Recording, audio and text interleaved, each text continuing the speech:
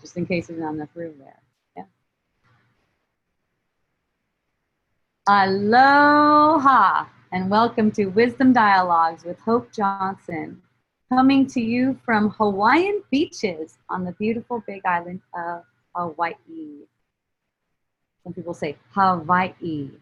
Yeah, some people say it like that. So yay, everyone. Thank you so much for joining. I appreciate you. As always, feel free to raise your hand if you would like to come on and speak with me, or come on video and speak with me, or you're free to send me a chat, which I see some chat. Oh, judgment and intolerance. Oh, how fun. I love judgment and intolerance. Those are so good. To others' traits that I see are mine. How sweet. Oh, your 7-year-old son. Fun. Okay. Yay. Yeah, one really fun thing about seeing that the other people are you is that whenever you get a sense of upset, you think of them, and it's always your thoughts of them, right? Gives you this sense of upset, that upset feeling in you. It's mirroring an upset feeling in them too, see? And that's why, when you recognize that, you could totally take responsibility for the healing for both. And really, by extension, for all, of course. The healings occur. It gets a healing. You could say the feeling gets a healing, or the cause of the feeling. It's the cause of the feeling that gets undone. When there's recognizing that it is just a projected feeling, and that person really didn't do anything. That person really didn't do anything. It is really a projected feeling. And so you could say that the judgment and intolerance, and intolerance that you can say you're projecting over that feeling, thoughts of judgment and intolerance, or maybe the thoughts just occur to you and you don't have to project them, they just occur to you. But the reason we get into projecting is thinking that those thoughts are actually about us. It's as if I see these traits in a person and then I think, oh, those must be my traits. Well, they're not anyone's traits. I don't belong to anyone. It just, all it's showing you is that you're buying into something about yourself that you can now give up, since you know you're buying into something about yourself. Okay?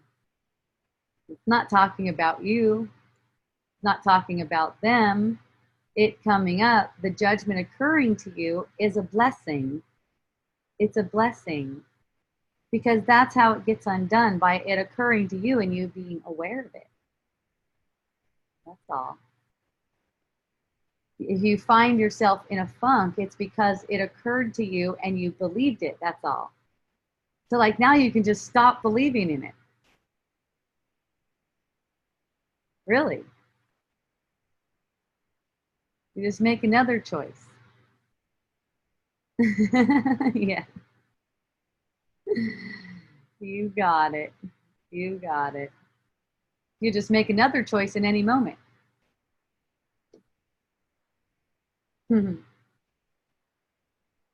Yeah, I love you. Oh, look, I have a hand. This is so fun. I love hands. I love hands. Aloha. Hello, Hope. Can you hear me? Yes, I can hear you, Holly. Would you like to come on camera too?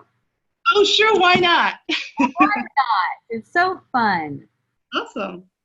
You get promoted to panelists in technical terms. I don't know if you can see me or not.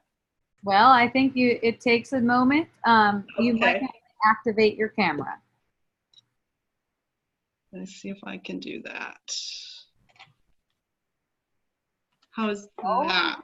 there she is. All right. Lovely to see you. It is, yeah, thank you too. It was really apropos what you were just saying, and I had no intentions on coming on tonight, but when you started talking about perceptions, and we had this meeting a couple of days ago at work about introverts and extroverts, and it was more like an exercise to get the morale up a little bit in the area that I work. And it seemed to, I was okay listening with the class and listening to everybody and sort of interacting, but then it seemed to put a person in a category.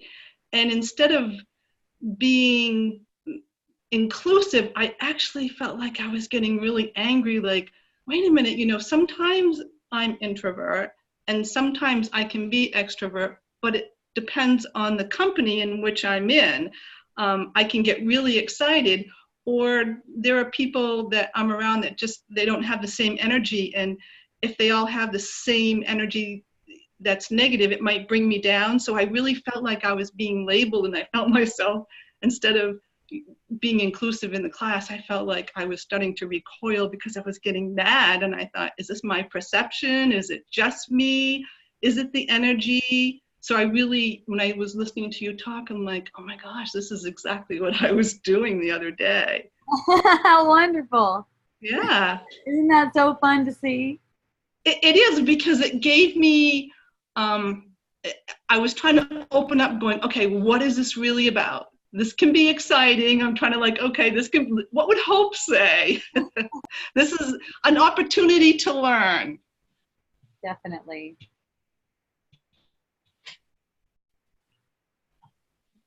So when it comes to these introvert extrovert classes, we're supposed to have, I think, 4 or 5 more classes and interact with everybody in the class. But I just, like, I had missed the first one because I had to go to another meeting that was off site. But when I went to this one, I just didn't feel the excitement that everyone had built up, like, oh, you're going to love this class, this is so great, and it's really going to start to build up morale. And instead, I mean, I kind of built it up in my head, but then when I got there, it was like someone just blew out the flame in my candle. You know, I was like, what is this about? And how much is about me, and how much is it about the energy, or what am I, you know, what am I perceiving? What am I projecting? Yeah. So when you're perceiving a feeling, basically. And it's like everything that you see that looks material, even circumstances and everything else, that's an interpretation of a feeling.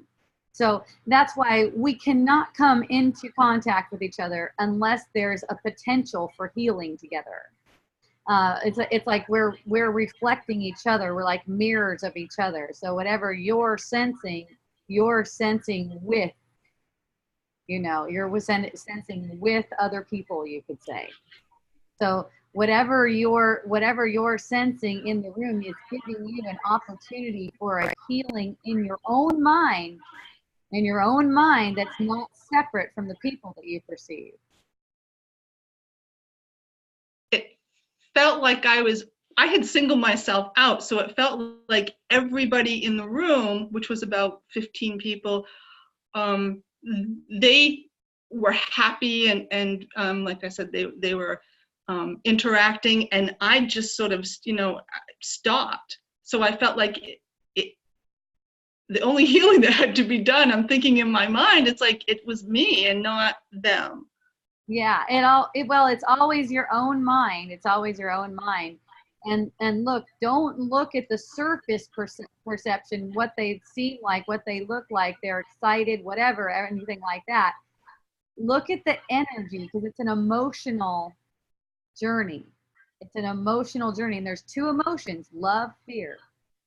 Love, fear. So whenever you're picking up on a fearful, you know, any of those feelings that are fearful, even, you know, even like, say, anywhere from full-blown fear to hatred, greed, irritation, any of those things. It's all fear. It's all fear based. And it's like when you're healing, you're never healing alone.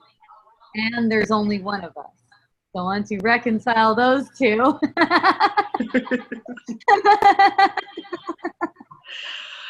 Oh, well, it sounds much more fun when you're saying it. it's really fun. Yeah. It's really fun because you're the one with dominion, and you know everyone over their own dream has dominion. Everyone has dominion. Like you say, you have dominion over the world. But if you're the one who knows it, if you're the one who knows it in the room, you're the one with the responsibility. And I felt powerless though after being there a few minutes and getting that energy. All of a sudden, I just felt powerless, like, and kind of angry. It's like I feel like now I have to behave a certain way because this Myers-Briggs test says so. I'm an introvert or I'm an extrovert, and I really felt like if there's a category, I sort of just fell in between each one as opposed to one or the other. Well, it's just cute trying to put people in categories. Everybody was so excited that they were an introvert or they're an extrovert, right? And I was like, no, not either one. You can think of it as like kids playing, because there's people still playing in the idea that we're like almost like we're static or something, like we're not just energy flowing, we can go in all different directions, be all different ways, it's energy. Yeah, exactly. Yeah, it's just fun to see the concepts that try to contain a person, or exactly. try to use to contain a person, and it's kind of fun and entertaining, and you're getting angry about it signifies that you're taking it as if it's real and maybe even threatening. I never thought of it that way, but yeah, maybe. Yeah. Why I'd be threatened, I don't know. Right. But that's something else to look at. So I guess I never thought of that. Yeah. So normally, here's the thing. Here's how it is. Like if you feel any kind of upset, irritation, or anything, there is a sense of threat. The underlying belief that keeps the whole world going is that you are threatened, and that's the reason why you have to run into a make-believe world to escape this threat. It's like this to make this kind of world appear like what I'm talking about is a world of separation, where there's things like sickness and death and hatred and any upset feeling, that's not natural for us. It's not really natural for us. It comes from holding up a belief. We separated ourselves from reality, which is really bad in our mind. And notice that I say a belief that we separated ourselves. So the world that we perceive is a manifestation of that belief that's based on an error. But because of that belief, because of taking that belief as if it's real and true, there's a constant threat of punishment, which is the motivator for upholding this illusion. It's totally defended. The illusion is defended by fear of punishment. See, the whole illusion is defended like that. So it's like even, you get the slightest sense of irritation and being open to see what's causing that. Yeah. Because it's not what you think. There could be a loud ass honking noise going off in your ear, apparently. And if you take that as the reason for your irritation, you're distracting yourself. You're lying to yourself. You're distracting yourself. It doesn't matter what it is. If you feel irritated, it seems you feel irritated about, you have to get beneath that in order to see. And in order to get beneath that, it takes willingness to surrender that, lay it down, don't hold on to it. It's like, one guy whose book I read, it's called The Presence Process. I read this book a long time ago, and at least one of the things he says really sticks with me. It's dismiss the messenger. Whatever the messenger happens to be, whether it's like an inanimate object or a person or a group of people or a concept, you know, dismiss the messenger and just feel the feeling.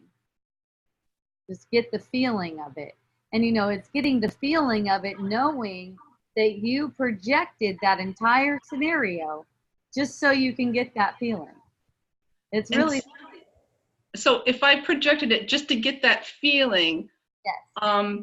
Because the feeling was a mixture of anger and some anxiety and pressure. So I don't really, whoops, gotta hold on, Hope, I gotta plug you in here, hold on. No worries.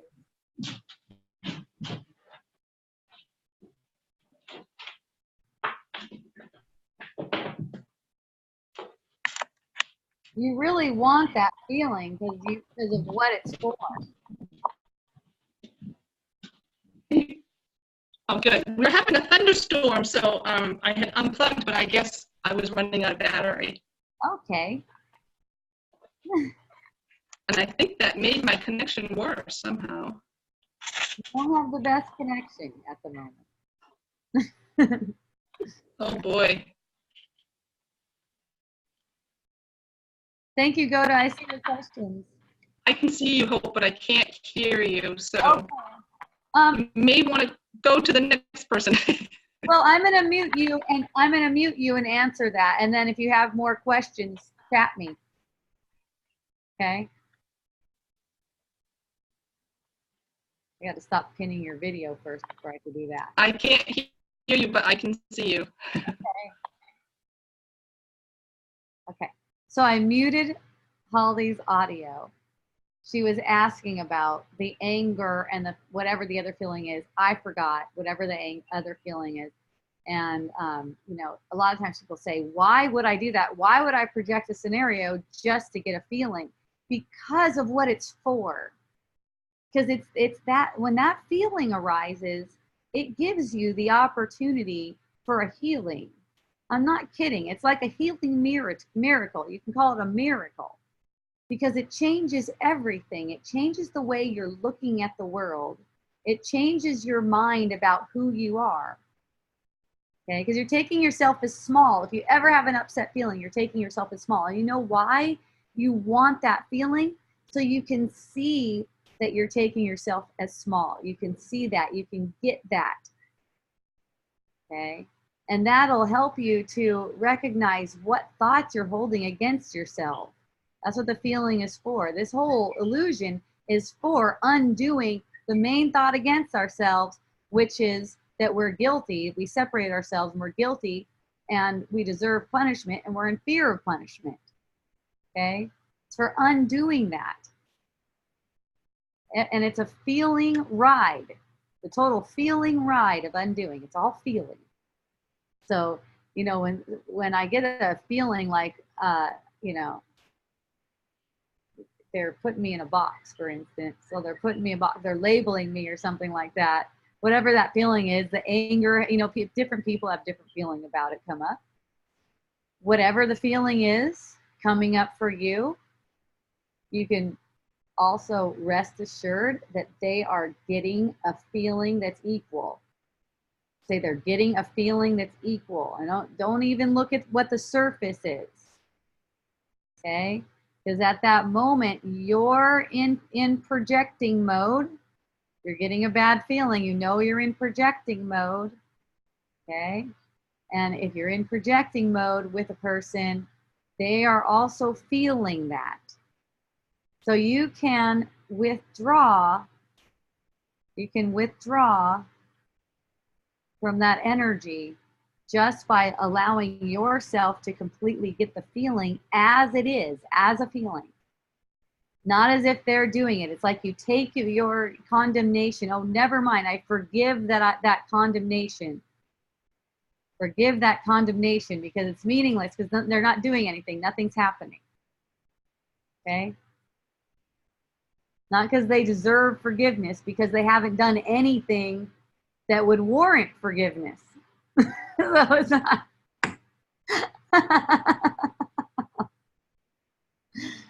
All right. Christine said, I remember. Thank you for Dismiss the Messenger. Yes, Dismiss the Messenger. It's a good one. I don't remember the name of the author of that book, but the name of it is The Presence Process. Recommend it. Hi, I have a couple of questions. Yay, aloha. Does the thought of separation form when we are a baby? No. No. The body comes separate. It's secondary. The birth is secondary. In fact, there is no birth, really. I mean, we're manifesting every moment anew, kind of like a new birth, a new birth of the psyche or something. Okay? I'm curious about babies specifically because if they are considered pure, they haven't had the time to develop all these different thought structures. So how are they able to perceive a world? Yeah, I just answered that already. The body is secondary. Body is secondary to the thought. Okay? No thought of separation, no body. No thought of separation, no mom to bust out a baby. Okay. When it comes to getting the feeling effect in situations that bring up some sort of discomfort in the body's energy field, right? And that, that's all day long. That's all day long. There's just not a lot of watchfulness about it. Usually not watchfulness about it. Okay. Is the reaction important if we are aware of what's going on? Is the reaction important? Well, the only import that the reaction has is what it's for. What it's for. If I am aware that everything is playing out exactly as it should for me, to justify some sort of feeling in a situation that brings sadness, does it make a difference whether I cry or yell or have some sort of emotion rather? Oh no, you're talking about surface things. She said, does it make a difference whether I cry or yell or have some sort of emotionally charged reaction rather than staying calm and connected? Yeah, it's all for learning and you can't help it. So let that occur. Let that occur. When your mind is calm, you will be staying calm, apparently. That's how that works. When your mind is calm, you'll have the perception of being calm. What do you mean by you can't help it? Well, the way you react on the surface level, the way you react to your emotion, like you cry or whatever, anything like that, the way you react, that's not your choice.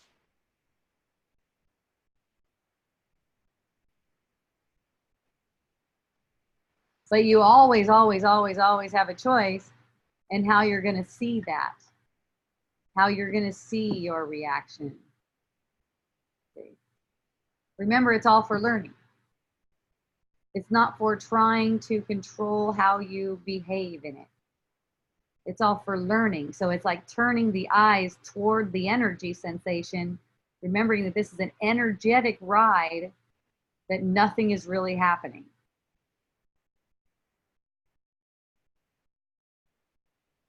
Remember that you have dominion and you're not a victim of anything. No one can victimize you. Okay?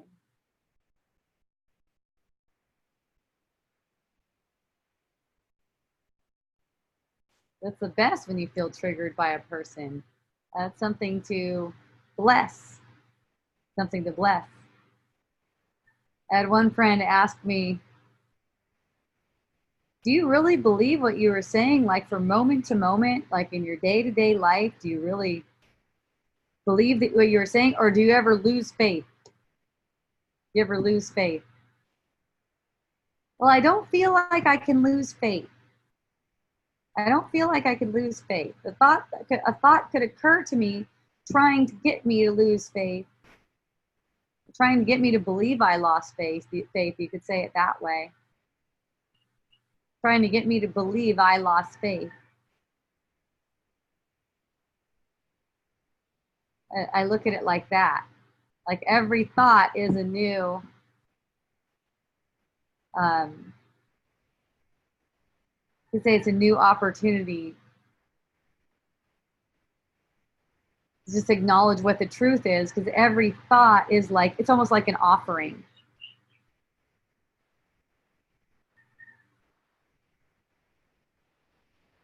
Thought might say, hey, this is really shitty. Wow, I've really lost faith. And it sounds like my voice even. Wow, I've really lost faith. And then I can just laugh. The thoughts aren't saying anything about me. I'm not anything that they can like modify.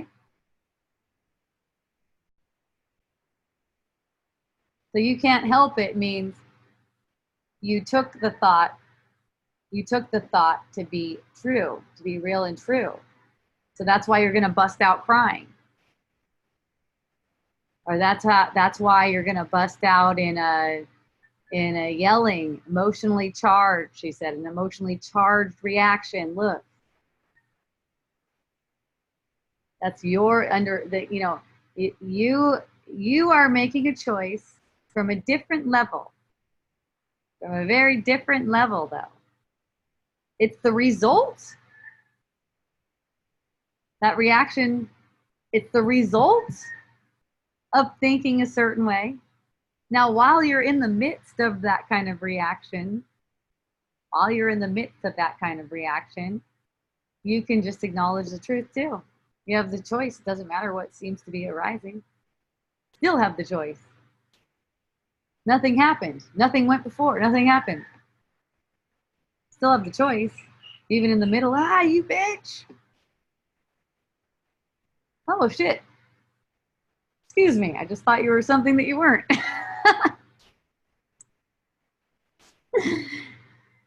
You know, it's happened to me like that plenty of times. Plenty of times.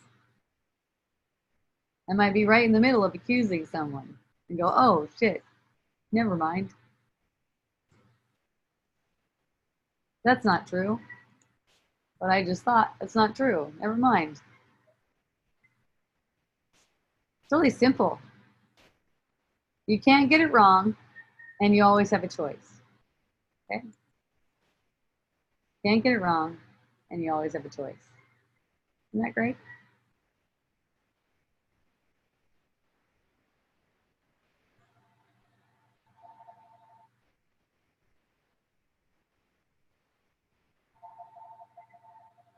Yay. Oh, aloha, everyone. I love you. Thank you.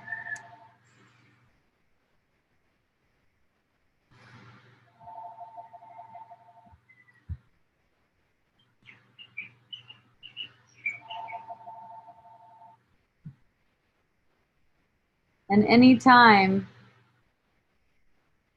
you take what someone else's energy is doing, as if it's doing something to you, you're just setting yourself up for more of that. You're setting yourself up for more.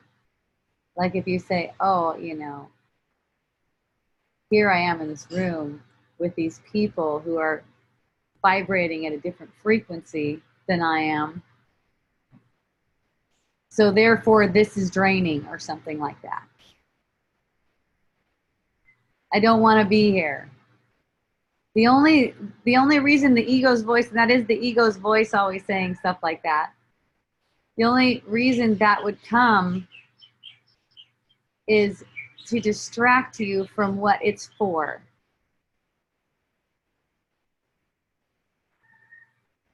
All it's ever for is for healing. You know, the healing is a celebration. It's fun. It's fun and funny.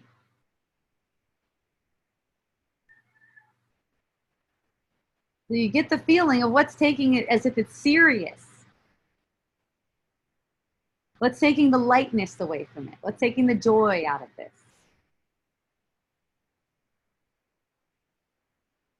You know, you remember, you are joy, and what everything is for is bringing your mind back to awareness of that. Until you're not able to see in separation, until you're not able to have even a perception of separation. Like if you still find yourself apparently in a body, you got shit to do like that. And it's fun. It's way more fun than the other way. That's for sure. Taking at it as if it's really true. Maybe you go and complain about those kind of people, however you want to put it. Complain about them to someone else. And then they go, oh yeah, I can't stand those kinds of people. This makes them more real to you, separate and real. And it makes it as if your body is real. Like, because you're apparently next to these people, you're going to feel a certain way. Only because of thought projections, which are completely under your dominion.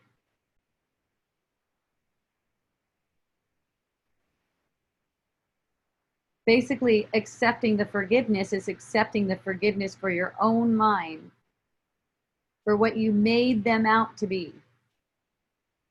We're never perceiving people as they are. We're never perceiving ourselves or anyone else as they are. That's why there's this sense that there's a need to control our lives. Like where we go, who we see. And we don't have any choice in that.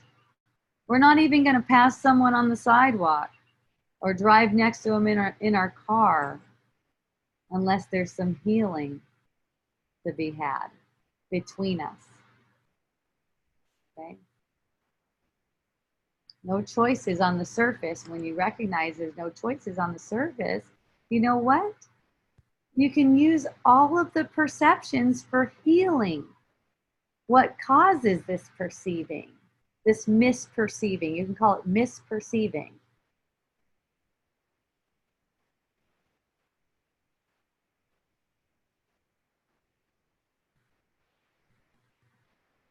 Yay.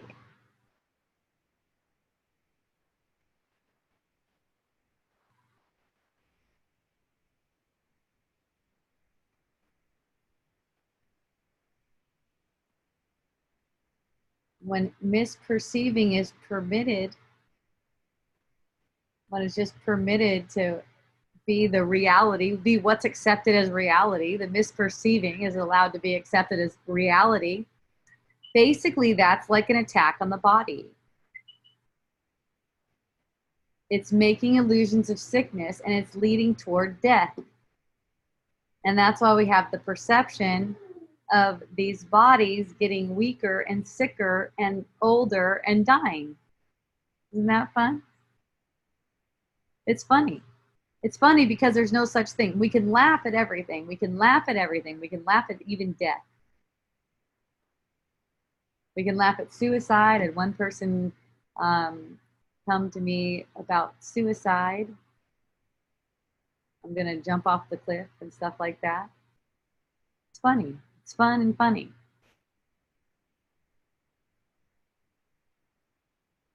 And totally okay because nothing happened. She was telling me how she feels so guilty because she wants to jump off a cliff, but a lot of her friends and stuff and family and stuff are saying that's the most selfish thing you can do. It's the most selfish thing you can do. What's funny about that is it seems like it makes her want to jump off the cliff more. You know, it's just, and the people, they're just her guilty projection, you know, that's what I share with her too. That's just her guilty projection to make things guilty. Of course, if you found yourself jumping off a cliff, nothing would be wrong. And of course, if you know, thinking about jumping off a cliff, nothing's wrong there. It's an opportunity for healing. You know, are you going to believe that voice? Are you going to believe, you know, first it starts off with, before you get to that point where you feel like you want to actually jump off a cliff, it starts out with just a thought offering that says, basically, you're a piece of shit. You know, you could hear that. If you listen, you'll start hearing some weird stuff. The most amazing one, kind of like shocking to me one, was many years ago when I started to just look at what is coming in my own voice. I'm walking through my house through the hallway, and it says, "I hate my life. I want to die." And I was like, "What? No." Who said that? It almost sounded like it was outside of me in my voice. Like, what in the world? And I just laughed. I thought it was so funny. It's like this kind of talk goes on. And I've talked with people before, and I've talked to them about the death, the death wish. And they're like, "Oh, no, I don't, that's not me. You got that wrong, And here's the thing. It's under the surface. I didn't see it until I was practicing looking for a while. I did not see it until I practiced looking for a while. And then when I saw it, I really laughed at it. It was just so funny. But I know, for some people, it comes up kind of loud like that, and they see it and they think it's really true because it comes with a feeling.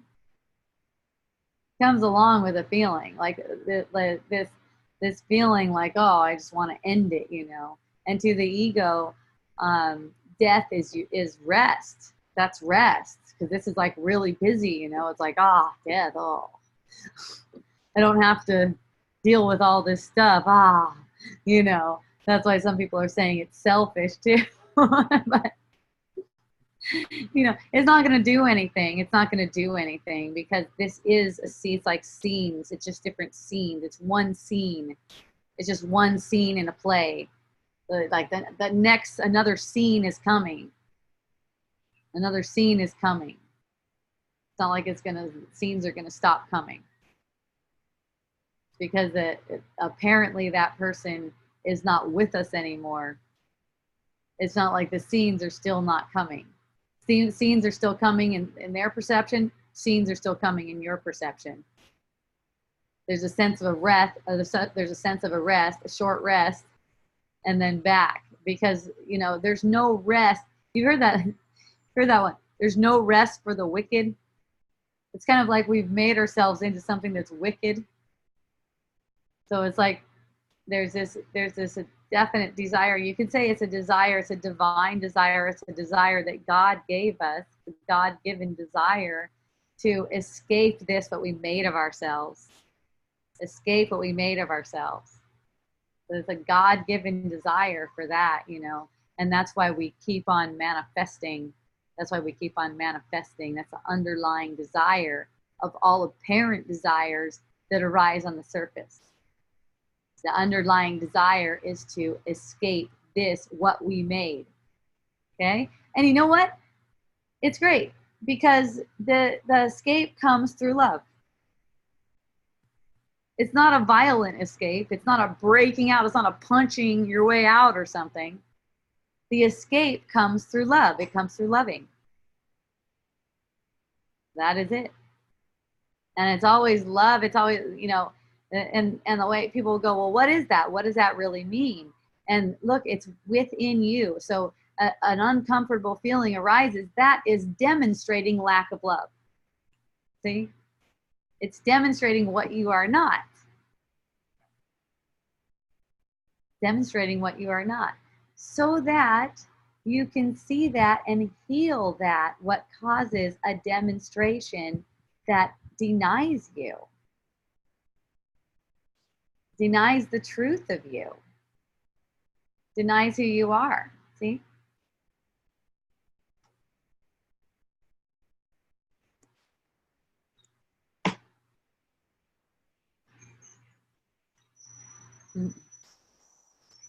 I think I see all the comments, but I'm not sure. So if you would like to talk with me or chat me up, come on to Wisdom Dialogues Online. Thank you.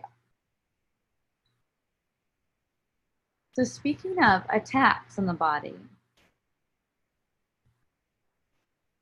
all these thoughts that are believed that make it into something that it's not are the cause of the body appearing at all, and also the cause of the body appearing to get sick, to get old, to pass away, to get weak, say? Notice how when you're in judgment, of someone, you start to feel worn down. Some people will even say that straight out. Oh, this girl, she's wearing me out. She's wearing me out. Like that's just normal. Like it's truthful, as if it's truthful. It's only your thoughts that can wear you out. It's only what you're thinking. It's only what you're believing about them that can wear you out. Okay.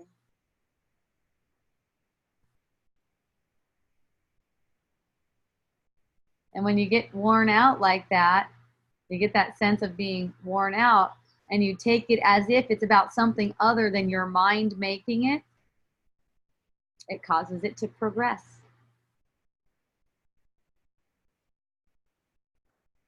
You want to see sickness heal very quickly? Admit that it's only coming from your mind. Admit it. From moment to moment. As it seems like it's caused by something. Maybe it has a name. Maybe you give it a name. Maybe someone else gave it a name. Maybe it's called, I don't know, cold sore came to mind. Maybe it's called cold sore. Maybe it's called PMS. Maybe it's called cancer. Maybe it's called Lyme disease. Doesn't matter. Admit the truth. Admit that it's coming from thought. It's a manifestation of thought. And you have complete dominion over it.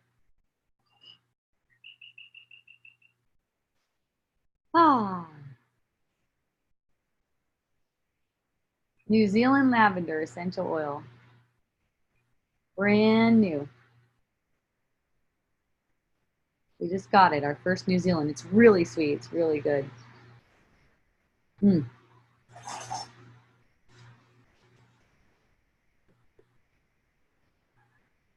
Smell an essential oil. I've heard one of the. I've seen one of those memes. I really liked it. It was like people coming up to this woman saying everything that's wrong with the world. There's this, there's that, there's this, there's that. She's like, oh, you want to smell an essential oil?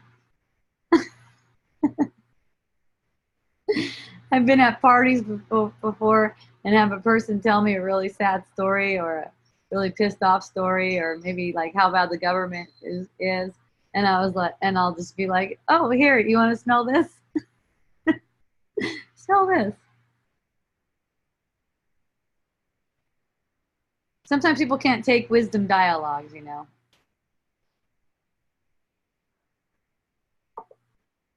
Sometimes they just need to smile or smell something good or have a hug, you know. Someone listening. You know what it is to be a good listener? That's where you're just willing to ride the ride. Get all the feelings, sensations. Get all those feelings, sensations. Admitting that you're making it up. Admitting that that's your doing. Everything that you perceive, everything that seems to be occurring. That's what makes you a good listener. Sometimes people come up and they tell me the most delusional stories. No, they're completely not true. But I'll be so stoked to feel with them. Feel with them. It's an invitation to go beneath the layer of whatever words they're saying or whatever concept they are trying to share with you.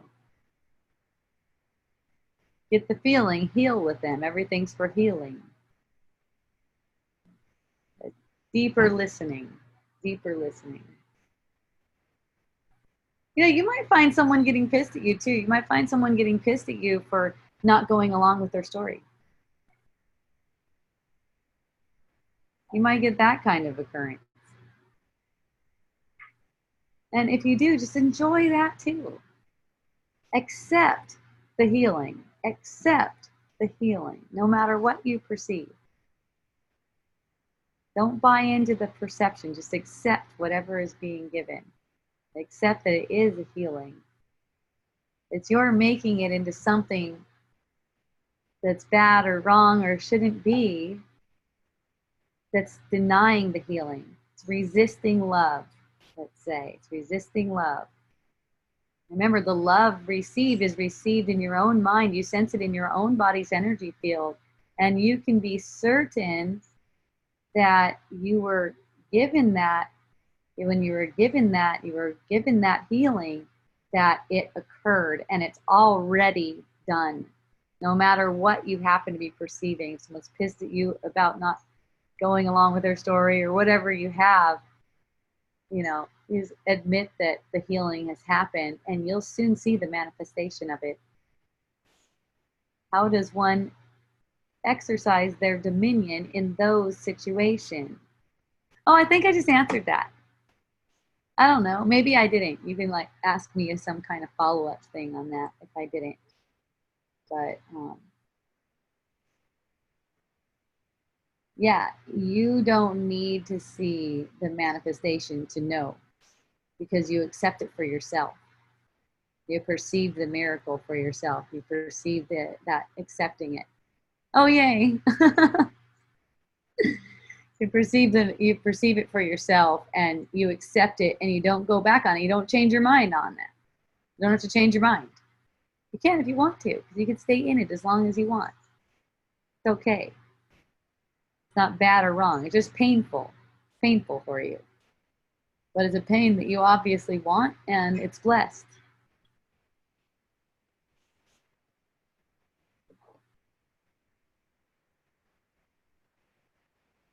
So once the body is being perceived at a point where it's ill or something like that, it's not like you can't not take medications.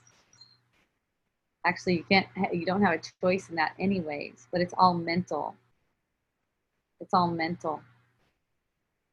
It's all the way you're looking at it. If you're hopeful that a certain medication will give a cure, and I say, if you're hopeful, that means a thought arises, says, I hope that this, and you believe in that thought. If you believe in that thought, you're making it again like the body is real and setting it up for having occurrences like this, setting it up for having sicknesses and whatever, perceptually. They can't really have a sickness. That's the thing. That's the thing. It's so in our mind that it's so malleable. I guess that's a way to say it.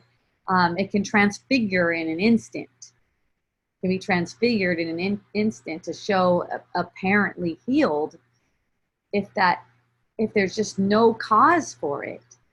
If there's no cause for it in the mind. And the cause for it is all belief. It's all self-belief. So in watching that thought that says, I hope this, let's say aspirin for a headache, just to give an example, it could be anything. Hope this aspirin takes away my headache.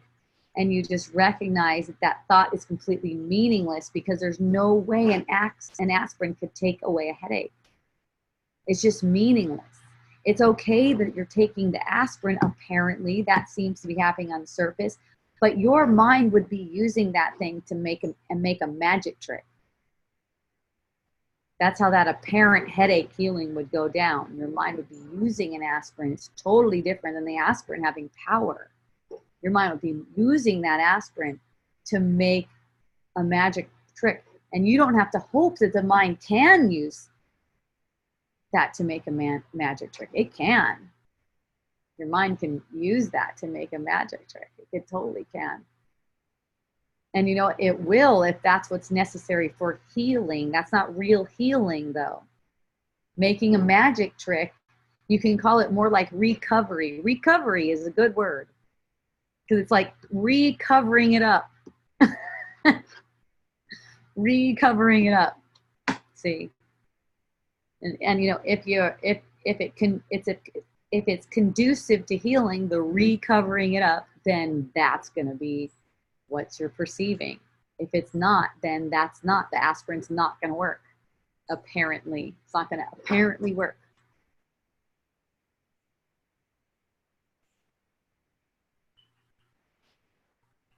It's only going to apparently work if you need that for healing the underlying belief that you can even have a headache in the first place. So you can even have a head in the first place. Let's put it that way.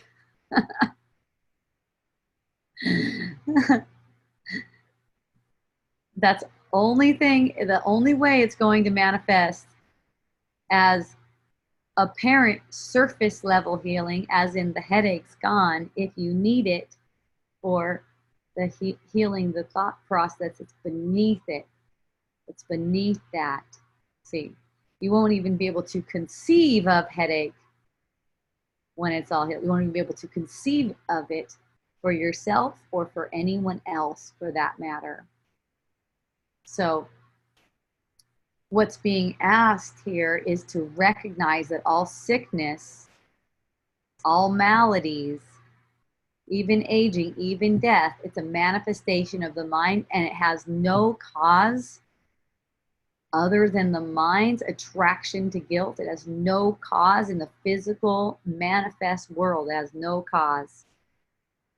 Because when you make it as if it has a cause in the world, you make it real. And when you make it real, you set up for more of the same, extending time. With every death, it's extending time. There doesn't need to be death. Eventually, we won't be seeing death. We'll be seeing less and less death. These bodies can just go poof, poof. They don't need to be buried in the ground. They don't need to be left behind like some trash or something. Thing that gets all smelly. It's hilarious. Gets all smelly. They put it in the ground. They go up and they sit by that smelly thing in the ground. Talk to it. Talk to it. You know, the funny thing is, when there's the imagination of death occurring, there's not that barrier anymore.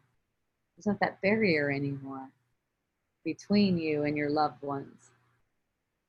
That's what's funny about it. You know, the ego props that up, that death thing up, is like, oh, they're gone. No, they're not gone. They were never even here like that in the first place. No one's gone anywhere.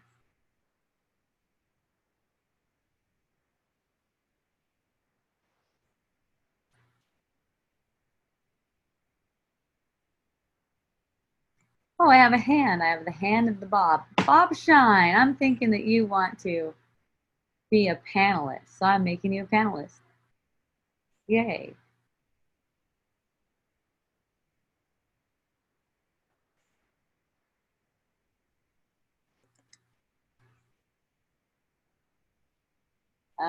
Maybe not. He's not there. Oh, here he comes.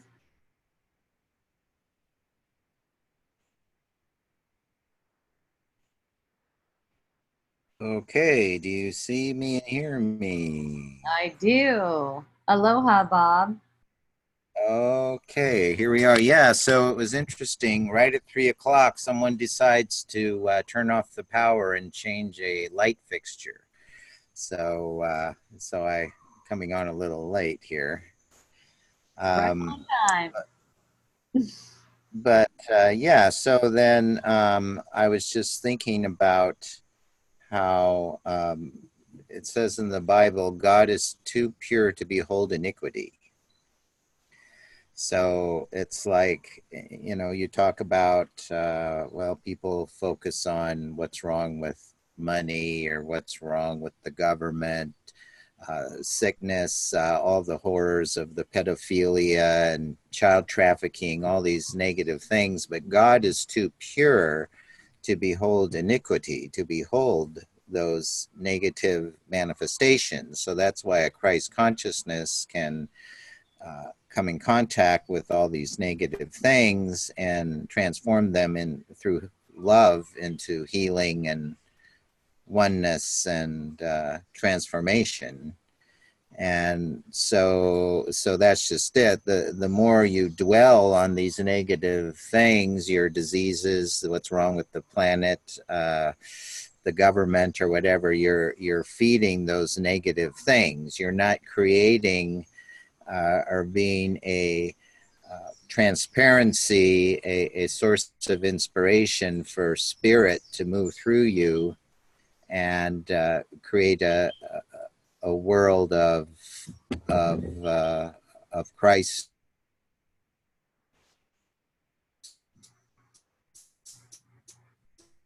I think you froze.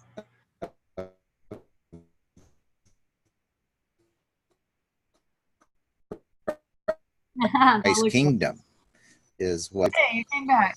You can't hear me anymore? You keep pausing. Oh, good. Yeah. Okay. Yeah, it might be the connection.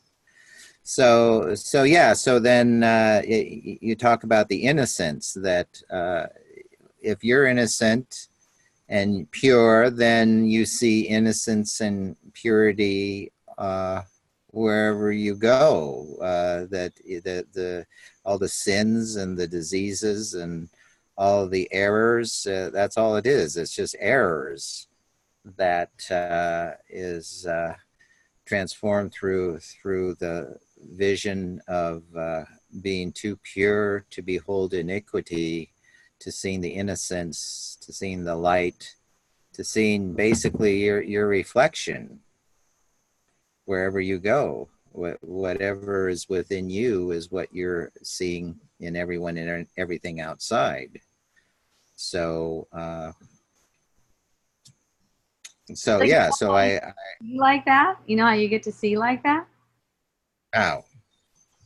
Whenever you see something that's not innocent, whenever you see something that looks like it's not innocent, embrace that feeling within yourself. Embrace that within yourself. You know, that's how. Because if you're ever perceiving, I know for me, like if I'm having a perception of something that lacks innocence, I feel hurt. I feel really hurt. So I can't let that keep on going on. It can't go on. So it's like okay, I want to have that. I want to have that feeling effect, feeling hurt right now. And you know, I want to see. Let me see what's really true. You know, but if we lean to our own understanding, so to speak, we lean to our own understanding, as in make that thing out to be real, and even tell other people that it's real. It increases the hurt.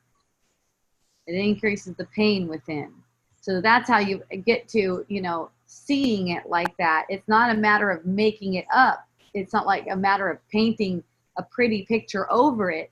It's a matter of getting the feeling of it not being beautiful and knowing that you have dominion over it, and you're given the power. You're given the power to see through it. It's kind of like looking past it, and that's the real forgiveness of it. Mm-hmm. So then the negative effects can create a negative feeling in the perceiver, as you're saying in yourself, that you feel a hurt from seeing hurt in the world or around you. And so then you embrace it in yourself and allow it and love it, and that transmutes it in yourself and then in whatever the external situation is. Well, for one, I know it's not coming because of the world around me. I know there isn't a world around me, and I'm only projecting a world as if it's around me so I can get that feeling that's all about myself. Mm-hmm. Mm-hmm. So it takes away this kind of need to change the world. You just change yourself.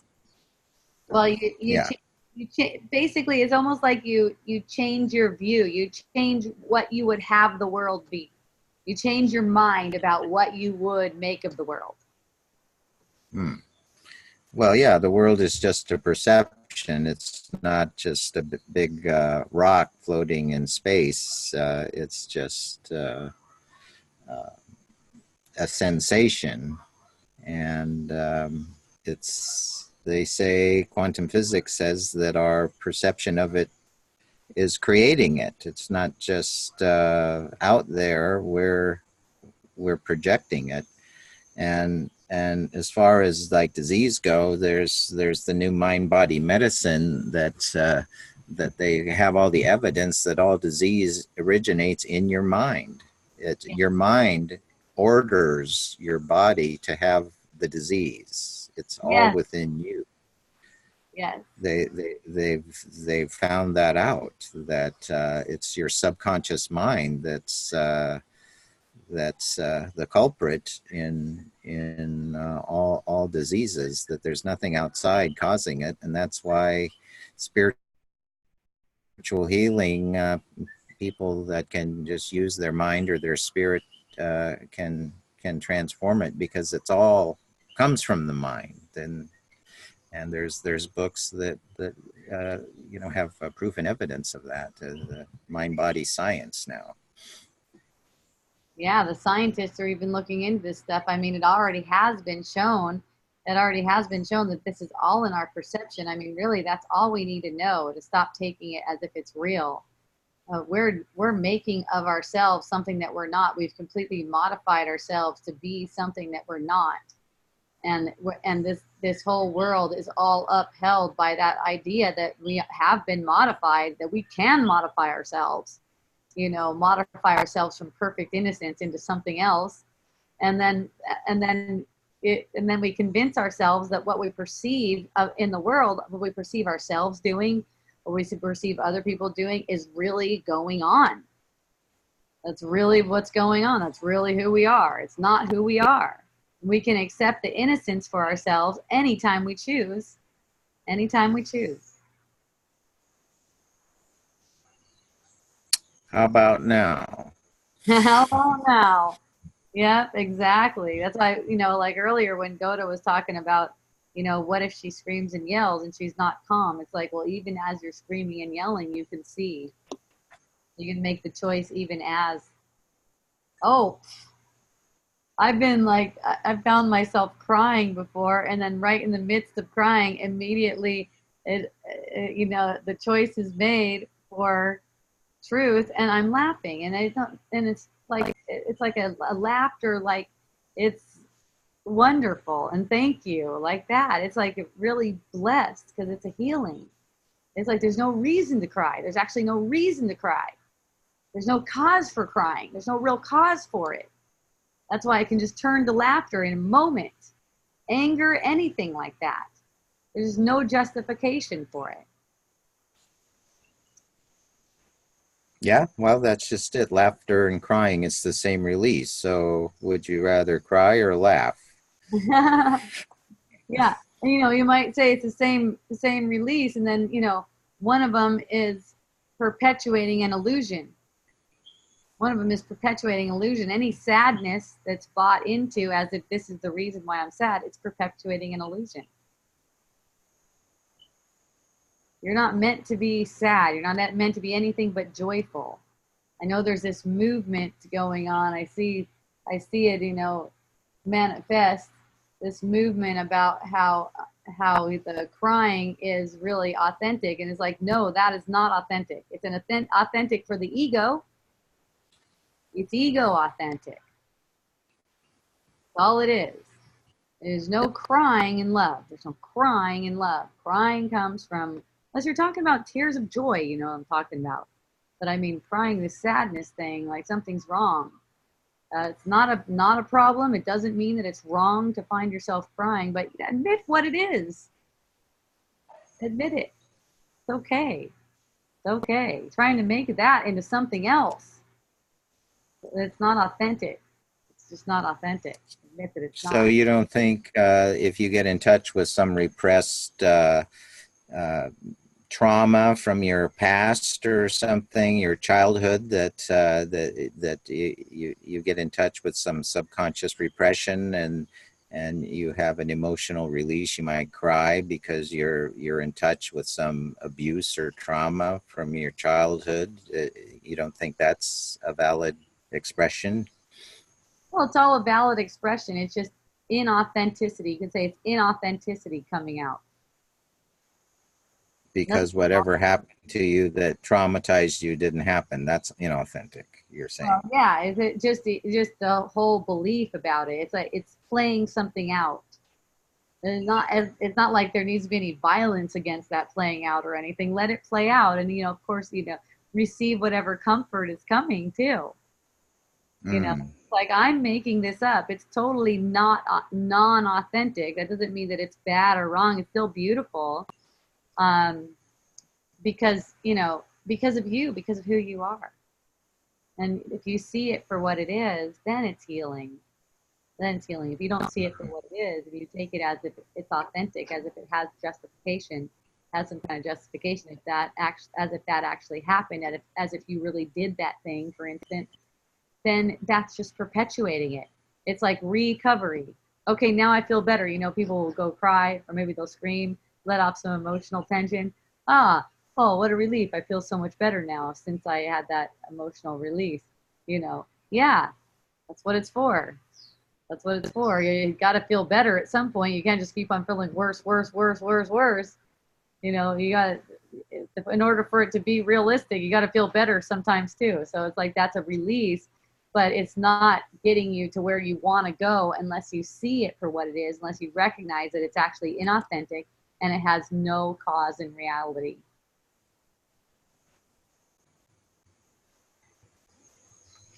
Yeah. So here we are in reality. Thanks for sharing reality and love with us. Oh, I love you. Thank you. So I have a Okay, I love question from Yoda. Oh, thank you. I have a question, or no, I have a question here from Gabriella. Let's see. I experience bloating in my belly some nights. Thoughts that it could have been what I ate come up, and then I think, oh, that's not true, and it feels painful. How do I make the painful bloating go away? Okay, so that's coming to it. That question is coming to it from an angle that's not going to be helpful to you. From an angle that's not going to be helpful to you because it's focused on the physical symptom. Okay? The physical symptom itself isn't being taken as a gift. Any physical symptom is really a gift of awareness.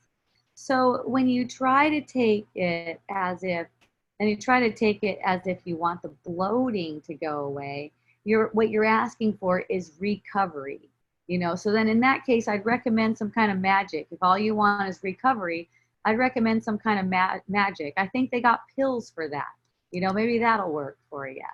But if you really want to get to the core of it, you want to heal it, you don't really care about the bloating as such, because it's not.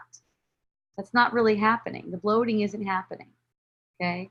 The bloating is a symbol. The bloating is a symbol. You don't need to change the symbol, do you? Do you? Do you need to change the symbol? What's the symbol for? The symbol is to show you what's making that up. Isn't that what you want to heal?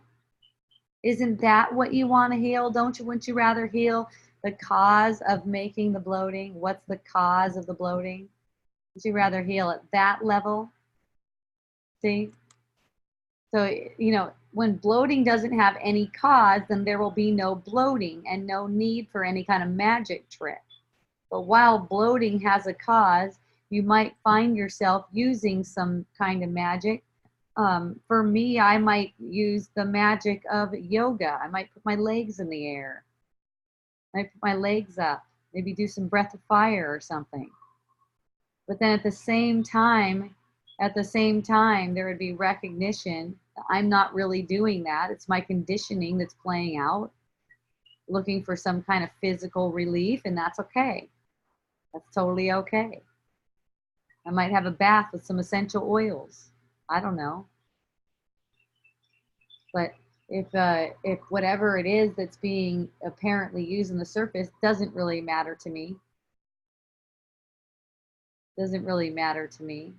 where I'm looking is at what is causing that. What is causing that? This perception. See, all you have to do is look to the feeling. When you feel like you want to get rid of that, when you feel like you want to get rid of the bloating, make it go away, shift it, so to speak, that's also a feeling. You can get that feeling and recognize that I'm making this up. That's really important. I'm making this up. I'm making this bloating up. I'm making the food that I think I ate up. I didn't really eat anything. There was no food. Food is a perception. A perception can't not affect another perception. Your mind uses a perception like magic to make a difference right now, make something seem different right now. But there's nothing like that. So in recognizing that the bloating isn't, I'm making it up, you get to the underlying cause of it. The food one, it's just, you know, it's so well conditioned. Like pretty much everyone believes that food affects your body. That's the evidence. That's what the evidence shows. But you can't trust the evidence. You can't trust the evidence because we know that it's all a perception.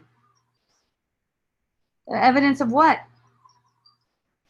All the evidence is based on a false premise. It's based on a false idea. So you don't have to argue with the thought. Thoughts that it could have been what I ate. And then I think, oh, that's not true. And it feels painful. You know, it feels painful because you don't really believe that it's not true.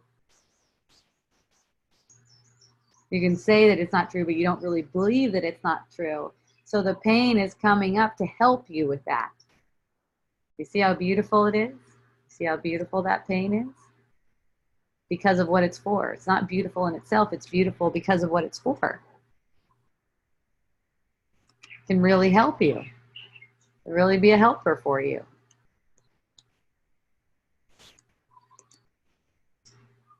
So here's another one. You have said in the past, it's not about getting out of the projecting. It's about using it for healing. How do I use painful bloating in my experience for healing? I think I just answered that. Along with the pain, a thought comes up that says, gosh, I'm so fat. Great. I love it. And I feel so much shame for the size of my body. That's wonderful. It's all the same. Make it all the same. Nothing's different here. It's all the same thing. It's all just body identification. Today I've been feeling my legs and hips aching, and a thought comes up that says, oh, I have done a lot today and I need to rest the body. What's the truth? Well, the rest comes as mental rest, and it manifests as rest, apparent rest for the body. Mental rest. You haven't done anything today. There isn't a day. You know that. I think you know that. So right away, it's like you could laugh about that because there's a day that I could do a lot in. That's hilarious. That's so funny. And now I need something. That's so funny. It's okay.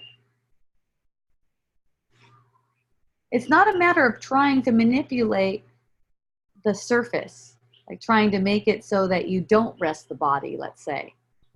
You don't have a choice in that. You have no choice in that. But the thought that says I've done a lot today and I need to rest the body is saying that the body's real, that the past is real, that you're a doer. All kinds of things are in that statement. It's just hilarious. It's just hilarious.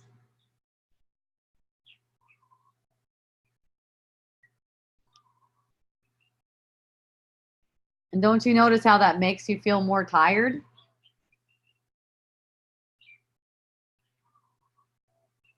When you recognize that you don't really need anything because nothing happened before,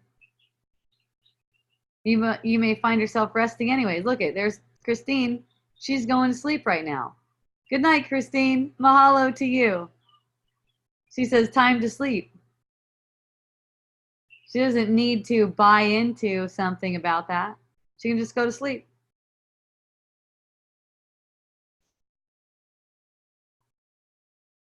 Okay, I'm going to lay down. You hear these other thoughts about I've done a lot today. Laugh. Have fun with it. It's funny. It's fun and funny.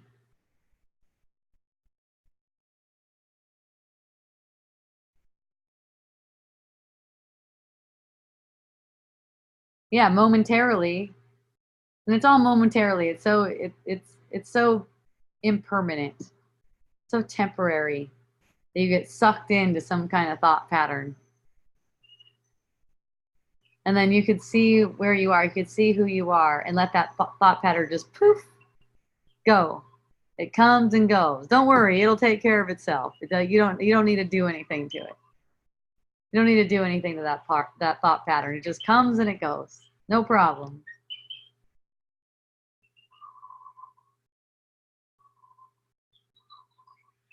There's that one, oh my gosh, I feel unsupported. Why aren't you guys supporting me?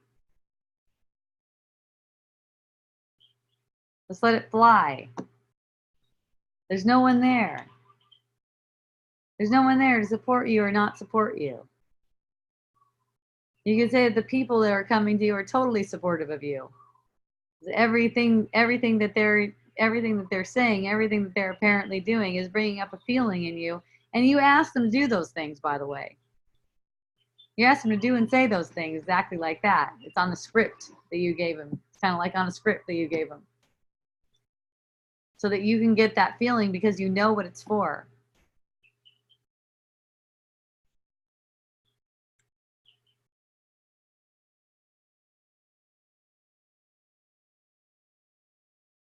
When you know what it's for, you don't mind. You can trust that everyone is doing exactly what they need to do. You can trust that your body is doing exactly what it needs to do.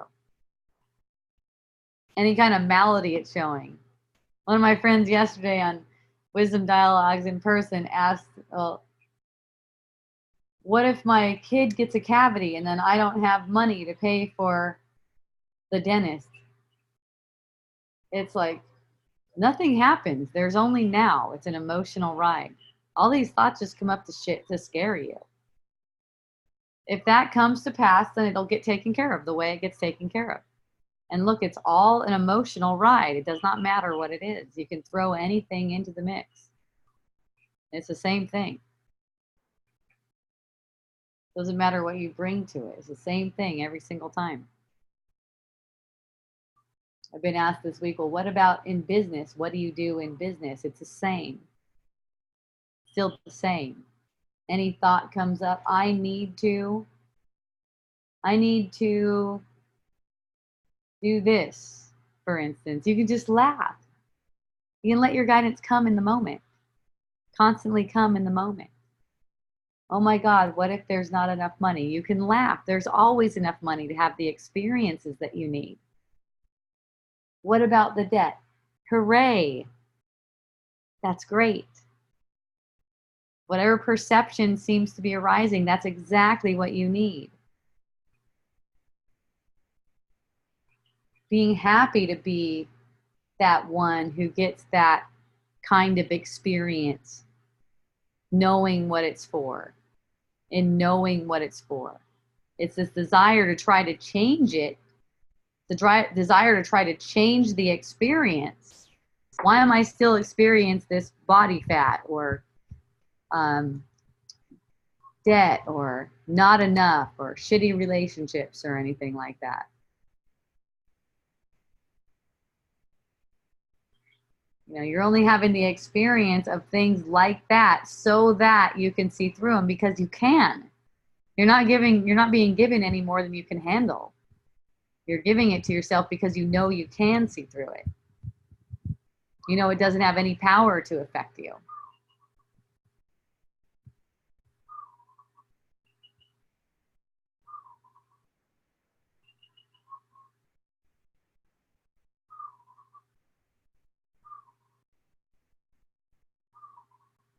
I mean, imagine being in business knowing that no one can rip you off. You don't have to try to protect. Just get the feeling of it. It's all a ride. You don't have a choice whether you're in business. You don't have a choice whether you have a job. You don't have a choice whether you're a stay-at-home mom. Stop trying to take pride in things, and you won't be made to take shame in things.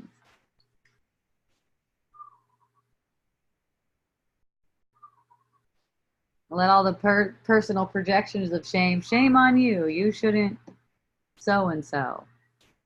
Let all the personal projections of shame just pass you by, whether they come up in your own mind about other people or you have the perception of people casting that on you. Let it all pass. An hour ago, my 11-year-old was talking and talking and talking, and I wanted to watch a show. And at the same time, I was taking care of my 8-month-old, and I had this thought that said, man, I need some marijuana right now so I can relax. Because I felt a resistance for my children talking and not being able to watch a show. As a stay-at-home mom, I have thoughts that say, geez, I'm like an entertainer for my baby, my 4-year-old, and the older kids. When will I ever rest? I went to smoke some marijuana and I felt more relaxed and saw how I was really resisting the present moment. Was I resisting the moment because I was identifying with all of the thoughts that said I should be watching a show right now and do something for me because I spend all day being a mom? No, it's not like that. The resisting the moment is a habit pattern that comes up. So it's really the other way around. Resisting the moment was already a habit before you became a mom. Okay, resisting is that's just something that is instilled very, very quickly. It's like, no, even at the birth, it's like, no, no, I want all those lights, cold air, all that stuff. Resisting is kind of like built in. But where there's a desire for more resisting, you can say there's like an ego desire for more resisting. There's the scenario built up, all these special relationships, having a husband and kids and all this stuff. It's like built in, it's made for resistance. It's all made for resistance. All these special relationships, that's what they're made for. I'm not saying get out of your special relationships or leave your family or anything like that. I'm saying use it. Use it. The resisting is a gift. The resisting itself is a gift.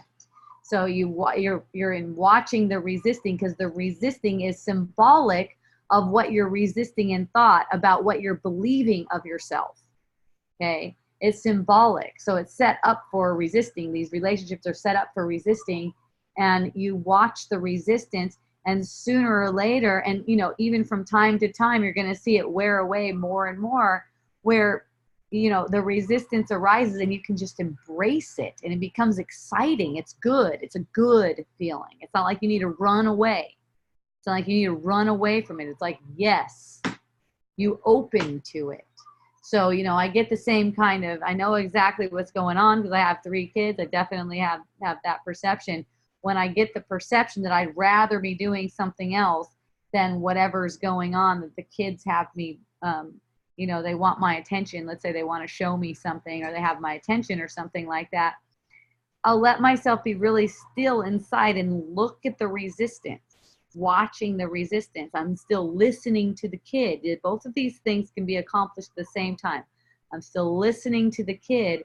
I'm listening to him very deeply, in fact, on an energetic level. Energetically, I'm listening very deeply. I could still hear the words that are coming out of their mouth and respond and everything like that. But I'm listening on a deeper level so I can sense my resistance to it. And in sensing the resistance, it allows more of that piece to flow in and allows it to see the silliness of what I'm holding up to make the resistance in the first place. And it's just like, it's like it brings you back to the moment. So it's like you can use any resistance to bring yourself right back to the moment. And that's why it's super blessed. And that's why we have kids. That's how they teach us. That's why we interact with anyone. That's why anyone interacts with anyone. We teach each other.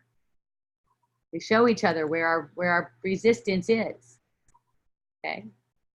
And we heal together. We heal together like that.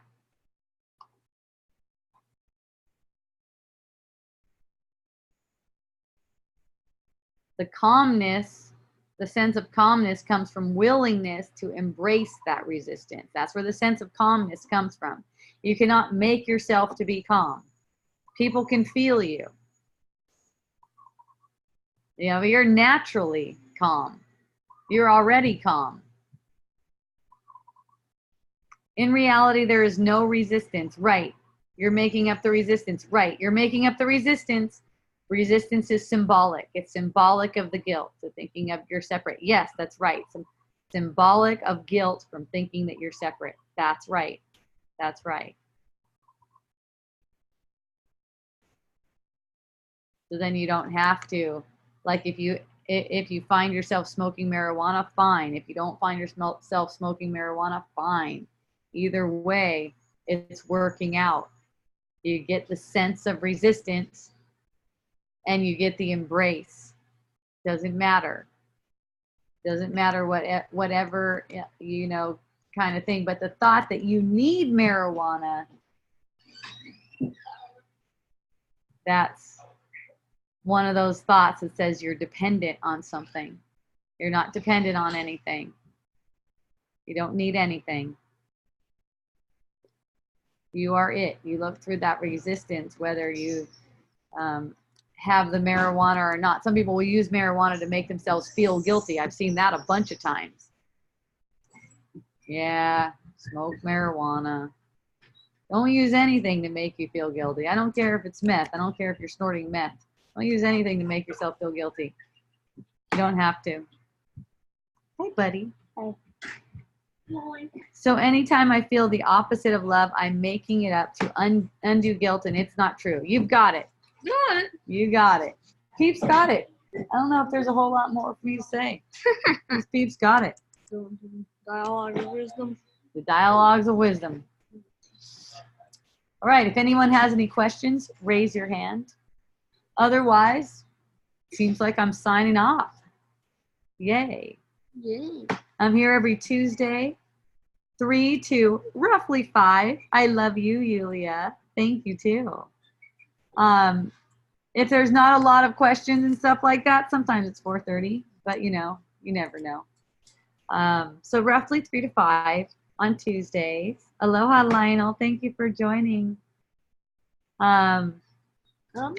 Wisdom Dialogues is available on YouTube. You can also go to hopejohnson.org. That's probably the easiest. Go to hopejohnson.org. You'll get to all the YouTube stuff. I have shorties now. I have little clips, little 2-minute clips. You can check that out on YouTube. You can check out the 2-hour ones, roughly 2-hour ones that I have on YouTube. You can also go there to leave a donation. I have a donation page. Yeah, I do. It's on my website. Jonalyn said hi to you. Hey, Braun. Can you come live with me and my kids? You know, that'd be fun. I'm open to stuff like that. That's cool. I'm into it. Lionel loves you. Look. Yay. Wow. Yeah, Braun. Braun's working it. Standing on the soccer ball. It's I don't know why I'm standing on a soccer ball. fun to balance. I'm standing on a soccer ball. So yes, Tuesdays at 3, hopejohnson.org. I love you. You'll also find the link to miraclebotanicals.com, where I have the best essential oils in the world. In the bed. Yes, and all different kinds. Oh, I love you. Thank you, Josh. I appreciate you. So until next time, mahalo, aloha, and a hui ho. Well, Aloha, mahalo.